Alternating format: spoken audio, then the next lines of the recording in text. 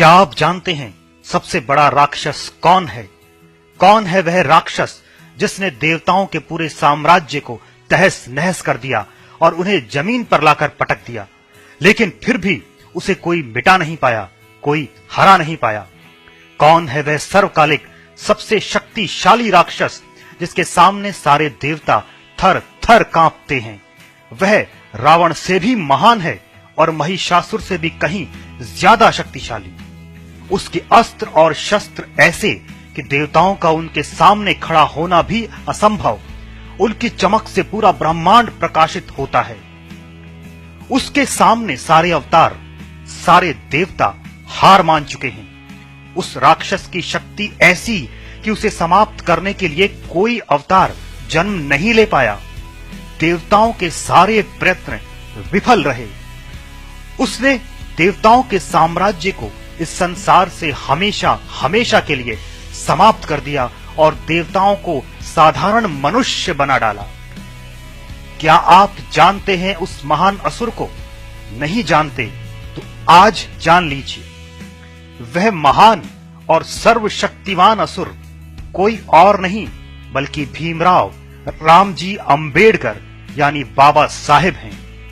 महिलाओं, दलितों और समाज के कमजोर वर्ग के मसीहा और मनुवादियों के लिए सबसे बड़े राक्षस, ऐसे राक्षस जिन्होंने मनुवादियों के हजारों साल के साम्राज्य को नष्ट किया और जिसे हराने के लिए कोई भी देवता या अवतार इस धरती पर जन्म नहीं ले पाया।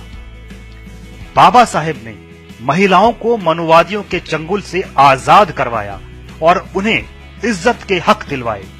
बाबा साहेब ने शूद्रों को देवताओं के बराबर हक दिलवाए और उन्हें एहसास करवाया कि वे भी इंसान हैं। बाबा साहब ने मजदूरों को पूंजीपतियों के चंगुल से आजाद करवाया और उन्हें सम्मान दिलवाया। बाबा साहेब ने अपने शस्त्र संविधान से सारे देवताओं को नष्ट कर दिया और उन्हें सामान्य मनुष्य बना डाला। मनुवादी न तो बाबा साहब को महिषासुर बनाकर मिटा सके और ना ही रावण बनाकर दफन कर सके। जरा कल्पना कीजिए कि अगर बाबा साहेब का जन्म 1000-2000 साल पहले हुआ होता तो क्या होता?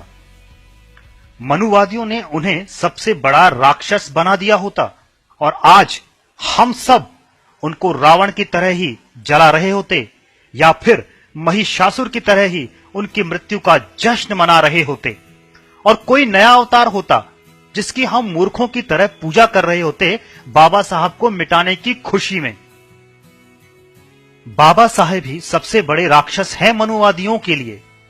पहले जिन्होंने भी मनुवादियों के क्रूर और भेदभावपूर्ण शासन का विरोध किया और आवाज उठाई, उसे मनुवादियों ने राक्षस घोषित करके समाप्त कर दिया और लोगों के दिलों में उसके प्रति नफरत भर दी।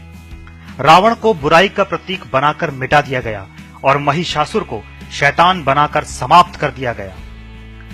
मन में तो आज भी वे लोग बाबा साहेब को अपना सबसे बड़ा दुश्मन ही मानते हैं और जब तक अपना आक्रोश निकालते रहते हैं। कभी समानता के महान शस्त्र आरक्षण के खिलाफ आवाज बुलंद करके, कभी बाबा साहेब को गालियां देकर, तो कभी उनकी मूर्ति को तोड़कर अपनी भड़ास निकालते हैं।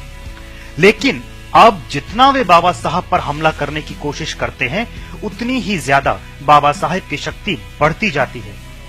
बाबा साहेब के लिए दबे कुचले लोगों में प्यार और सम्मान बढ़ता जाता है।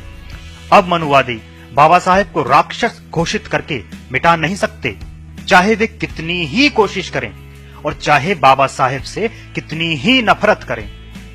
बाबा साहब ने मनुवादियों के हजारों साल पुराने साम्राज्य को हमेशा हमेशा के लिए तहस नहस कर दिया है और उनके संविधान ने पूरे भारत देश पर कब्जा कर लिया और यहाँ समानता का शासन स्थापित किया जिसे कोई हिला नहीं पाया और ना ही हिला पाएगा।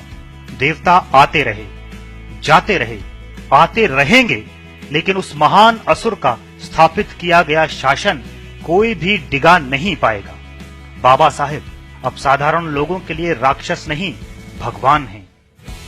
महिलाओं, दलितों, मजदूर और समाज के कमजोर वर्ग के एकमात्र भगवान और सभी मनुवादियों के सबसे बड़े असुर ए पराजय बाबा साहेब को प्रणाम।